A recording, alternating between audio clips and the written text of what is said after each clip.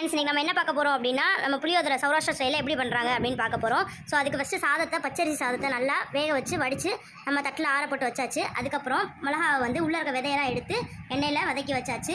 இது வந்து நம்ம வீட்டிலேயே நம்ம செஞ்ச சௌராஷ்டிரா ஸ்டைலில் பண்ண புளியோதரை மிக்ஸு. அதுக்கப்புறம் கடலைப்பருப்பு கருவேப்பிலை ரெண்டையுமே வந்து எண்ணெயில் தாளித்து வச்சாச்சு. உப்பு எதுக்கும் வச்சுருக்கோம், மேபி தேவைப்பட்டால் அதை யூஸ் பண்ணிக்கிறதுக்கு. இப்போ இதை எப்படி மிக்ஸ் பண்ணணும்னு எங்கள் அம்மா செஞ்சு காட்டுறாங்க பாருங்கள் ஃப்ரெண்ட்ஸ். ஃபஸ்ட்டு நம்ம எண்ணெயும் கடலைப்பருப்பு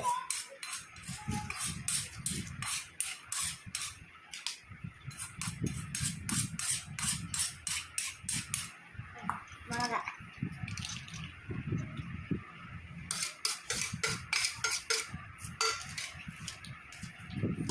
சரி நல்லா மிக்ஸ் பண்ணி விட்டுக்கணும்.